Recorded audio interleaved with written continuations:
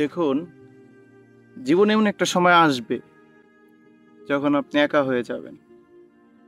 হতে পারে সেটা আপনার শিশুকাল, হতে পারে আপনার কিশোরকাল, হতে পারে বাল্যকাল, হতে পারে যুবককাল, হতে পারে বিবাহিত জীবন, অবিবাহিত জীবন, হতে পারে মধ্যবয়স, হতে পারে বয়স্ককাল। কিন্তু একটা সময় আপনি কিন্তু একা হয়ে যাবেন। এমন সময় আসবে যে আপনি অনেক কোলাহল, অনেক মানুষের ভিড়ে ছিলেন, কিন্তু আশেপাশে যখন তাকাবেন আপনি কাউকে দেখতে পাবেন না। সেই সময়টা কিন্তু আপনার জীবনে একবার হলেও আসবে। তাই এই ব্যাপারটার জন্য অবশ্যই মানসিকভাবে নিজেকে প্রস্তুত রাখতে হবে। এক ধরনের প্রশিক্ষণও দিয়ে রাখতে পারেন মনকে, যে না, কখনো যদি একা হয়ে যায় যাতে মানিয়ে নেওয়া যায়, নিজেকে মানিয়ে নিতে পারেন।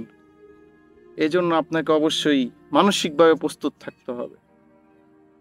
জীবনটা তো একভাবে চলে না, জীবন যে কোনো সময় পরিবর্তন হয়ে যায়, পরিবর্তনশীল। একটা সময় এত ব্যস্ততার মধ্যে থাকবেন, এত কোলাহলের মধ্যে থাকবেন, হঠাৎ করে আপনার জীবনে এমন টার্নিং পয়েন্ট আসবে, আপনি একেবারেই নীরব হয়ে যাবেন। কোলাহল থেকে বের হয়ে একদম নীরব এক পরিবেশে দূরে গিয়ে আপনার অবস্থান হবে। প্রত্যেকের জীবনে এরকম ঘটনাগুলো হয়ে থাকবে, কিন্তু আমাদের দিন শেষে মানিয়ে নিতে হবে, অবশ্যই মানিয়ে নিতে হবে। মানিয়ে নেওয়াটাই সর্বোত্তম, কারণ আমরা জানি time and tide wait for না। সময় এবং নদীর স্রোত কারোর জন্য অপেক্ষা করে না। তাই অবশ্যই আমাদের মানিয়ে নিতে হবে, মানিয়ে নেওয়াটাই উত্তম। এমন একটা সময় সবাইকে ফেস করতে হবে। আপনি যতই পরিকল্পনা করেন, যতই ছক কষেন, সবকিছু আপনার মন মতো হবে না, আপনার পরিকল্পনা মাফিক সবকিছু হবে না। এমনই কিছু সময় আসবে যে আপনি চিন্তা করছেন এক, ওইটা হয়ে গেছে দুই, আপনি চিন্তা করছেন ছয়, ওটা হয়ে গেছে আউট।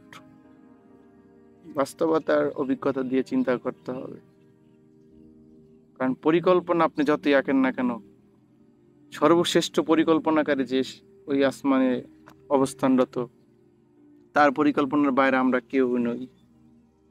তিনি সর্বশ্রেষ্ঠ পরিকল্পনাকারী, তার পরিকল্পনার বাইরে আমরা কেউই নই, এবং সেই পরিকল্পনা থেকে কেউ আমরা পালিয়ে বেড়াতে পারবো না।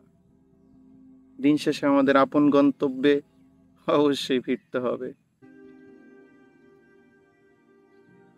তাই যতটুকুই সময় পান নিজেকে সময় দেন, আর এই নিজের প্রতি যত্নশীল হন। শুভকামনা থাকবে সবার প্রতি। আমার প্রিয় ভালোবাসা মানুষ যে যেখান থেকে ভিডিওটি দেখছেন, সবার প্রতি আমার অনেক অনেক ভালোবাসা। আমার প্রতি যদি কারো কোনো রাগ, দুঃখ, কষ্ট থেকে থাকে, ক্ষমা সুন্দর দৃষ্টিতে দেখবেন। আমি আপনাদের ভালোবাসি। মনের অজান্তেও যদি কারো মনে কখনো কষ্ট দিয়ে থাকি, আমাকে ক্ষমা করে দিবেন। আমি আপনাদের অনেক ভালোবাসি। সবাই আমার জন্য দোয়া করবেন। আমি আপনাদের জন্য দোয়া করি। সবাই সুস্থ থাকুন, ভালো থাকুন। আল্লাহ হাফেজ। আসসালামু আলাইকুম।